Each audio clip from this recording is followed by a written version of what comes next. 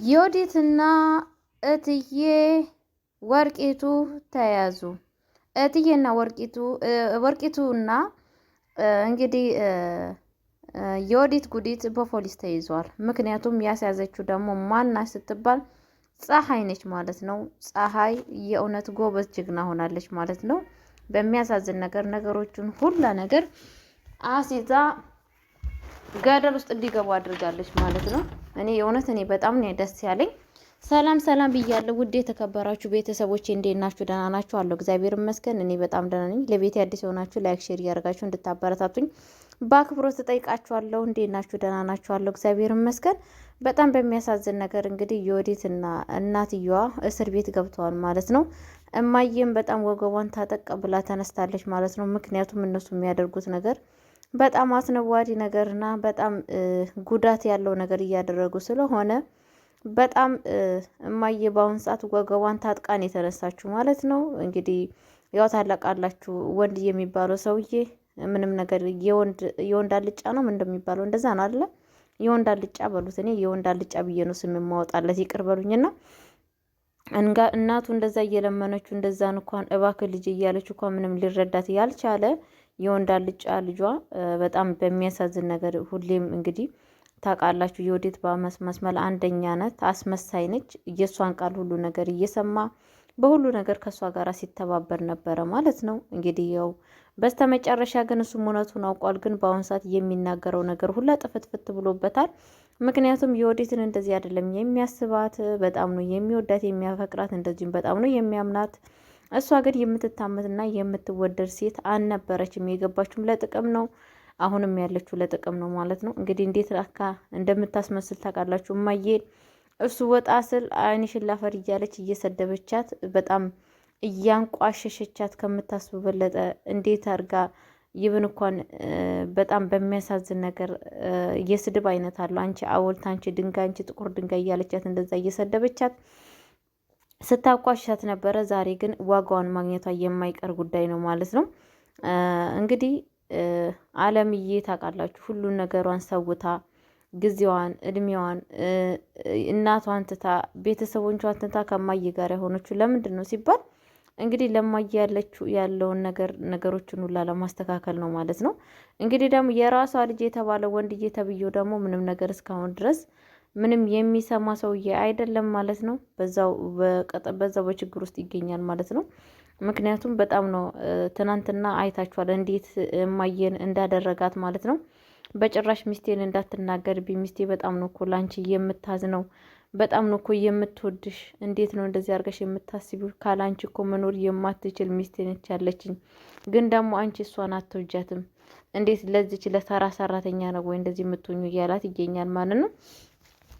ያቺ ተራ ሰራተኛ የተባለችው ስላለች ነው የእናቱ ነፍስ እስካሁን ያለችው። የእናቱ ነፍስ እስካሁን ድረስ አለምዬ ባትኖር ኑሮ እዛ ቤት አትጎኝም። ይብን እማዬ በችጋር ራሱ ትሞት ነበረ ማለት ነው። ምክንያቱም አለም እንደዛ የራሷን ገንዘብ እያወጣች ከራሷ ገንዘብ እያወጣች ነው ለእሷ ምግብ የምትገዛላት ማለት ነው።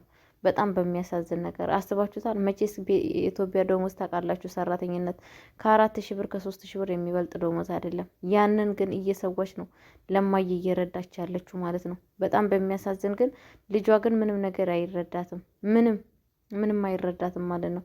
ፈጣሪ ለእንደዚህ አይነት ሰዎች ፈጣሪ ልቦና ይስጣቸው ነው የሚባለው። ወልዶ መሀን ማለት እንደማየ አይነቱ ነው ማለት ነው። እሷ ግን አስባችሁታል? ልጅ ወልዳችሁ ልጄ ብላችሁ መከራችሁን አይታችሁ ያሳድጋችሁ በስተመጨረሻ ያላችሁትን የማትሰሙ የማይሰማ እናንተን የሚያንቋሽሽ ሰው ፈጣሪ ሰውራችሁ ከእንደዚህ አይነት ሰዎች። እውነቴን ነው የምላችሁ። እኔ በጣም ነው እንደዚህ የሚያናድደኝ። ፈጣሪ ልብ ይስጥ ነው የሚባለው ለእንደዚህ አይነት ሰዎች እላችኋለሁ ቤተሰቦቼ።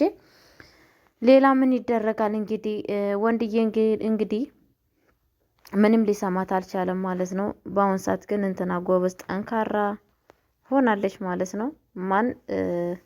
እማዬና ፀሐዬ በጣም ጎበዝ ናቸው፣ አስተዋይ ናቸው። እንግዲህ ነገሮችን ለሚስተካከሉበትን መንገዶችን እየፈለጉ ይገኛሉ ማለት ነው። በጣም በሚያሳዝን ነገር ግን ያው እትዬ ወርቂቱ እስካሁን ከስተቷ የምትመለስ ሴትዮ አይደለችም። ለስሙ ትልቅ ሰው ናት። ትልቋን እና ልጇን በጥሩ ሁኔታ መምከር ሲገባት እሷ ግን አሁንም ወደ ክፉ ነገር እየመራቻት ትገኛለች ማለት ነው። በጣም በሚያሳዝን ነገር ቤተሰቦቼ እንግዲህ ፈጣሪ ለእንደዚህ አይነት ሰዎች ልቦና ይስጣቸው ነው የምንለው ማለት ነው። አለምዬ እንግዲህ በጣም በስቃይ ውስጥ ትገኛለች ማለት ነው። በጣም በሚያሳዝን ነገር ይሄ ለሷ አይገባትም። ለመልካም ሰዎች መልካም ነገር ነበር የሚገባቸው፣ ግን ደግሞ ምን ታደርጉታሉ ቤተሰቦቼ። ያው እግዚአብሔር መልካም ሰዎች ከመልካም ጋር ነበረ መኖር አለባቸው። እናንተ መልካም ስትሆኑ ደግሞ ክፉ ሰዎች በህይወታቸው አይጠፋም። እንግዲህ ያስባችሁታል። እማዬ በጣም ጥሩ ሰው ነበረች፣ እግዚአብሔሯን የምትወድ መልካም ሴት ነበረች። ግን ደግሞ ምራቴ ብላለቻት ሴትዮ በጣም አስቸጋሪ፣ በጣም ሰውን የምትበድል፣ ሰዎችን የምታዛዝን ሴት ነች ማለት ነው። በጣም በሚያሳዝን ነገር አስቡት። በቃ ሰው አይገጣጠምም እንደዚህ ማለት ነው። ሰዎች ሲባሉ አይገጣጠሙም። በጣም በሚያሳዝን ነገር ማለት ነው። እንደዚህ አይነት ሰዎች ፈጣሪ ልቦና ይስጣቸው። የሰውን ህይወት መስቀልቅልቅል አድርጋ እሷ በሰላም ለመኖር እሷ ሀብት ንብረት ለማፍራት አስባችሁታል። ግን ይሄ ነገር ይጠቅማል ወይ? አይጠቅምም። አንድ ቀን መጋለጡ አይቀርም። አንድ ቀን ማልቀሷ ማዘኑ አይቀርም። አንድ ቀን ከሰው በታች መሆኑ አይቀርም። እውነቴን ነው የምላችሁና እኔ በጣም ነው እያናደደችኝ ያለችው ማለት ነው። እውነቴን ነው የምላችሁ። ይቺ ዮዲት የምትባሏ ሴትዮ በጣም አስቸጋሪ፣ በቃ ሴጣን በሏት፣ የሴጣን ታናሽ እህቱ። እውነቴን ነው የምላችሁ፣ ታናሽ እህቱ። አስተሳሰባቸው ሁሉ ነገራቸው ጭካኔነትና ጭካኔ ብቻና ጥቅም ብቻ ነው የሚያስቡት ማለት ነው። እና መቼ ሊበላ ነው ይሄ ገንዘብ? እውነቴን ነው የምላችሁ፣ መቼ ነው የሚሳካው? በዚች ምድር ላይ ኮስ ካለን ድረስ ምንም ነገሮች አንድ ነገርን የምድራዊ ህይወት ማለት የንፋስ ህይወት ነው በሉት። በቃ አንዴ የሚመጣ አንዴ የሚሄድ የማይያዝ የማይዳሰስ ህይወት ነው። ምክንያቱም እኛ ሰዎች ስንባል በዚች ምድር ላይ ነዋሪ አይደለንም። ስንት ሺህ አመት ለመኖር ነገ እንሙት ዛሬ እንሙትን አናቅም። ስለማናቅ እስካለን ድረስ ባለን ሰዓት ባለን ጊዜ መልካም ነገር ሰርቶ ማለፍ ነው። ግን ደግሞ ሰዎች እንደዛ አይደለም የሚያስቡት። በጣም በሚያሳዝን ነገር ፈጣሪ ልቦናና ማስተዋል ይስጣቸው እላችኋለሁ ቤተሰቦቼ። የእውነት እኔ በጣም ነው እማዬ እያሳዘነችኝ ያለችው። ይሄ ለሷ የሚገባት ሴት አልነበረችም። ግን ደግሞ ምን ይደረጋል፣ ህይወት ፈተና፣ በህይወታችሁ ብዙ ነገር ፈተና ትፈተናላችሁ። ግን ደግሞ በቤታችሁ መፈተን በጣም አሪፍ ነው። ቤት ማለት ብትሸኑ፣ የሆነ ነገር ብትታመሙ፣ የሆነ ነገር ቢሆኑ ቤታችሁ በሰላም መኖር አለባችሁ። ፈተና ከውጭ መሆን አለበት። እኔ በህይወት ምኞቴ ምንድነው? ምንም ነገር አይኖረኝ፣ ቤት ብቻ እንዲኖረኝ ነው ፍላጎቴ።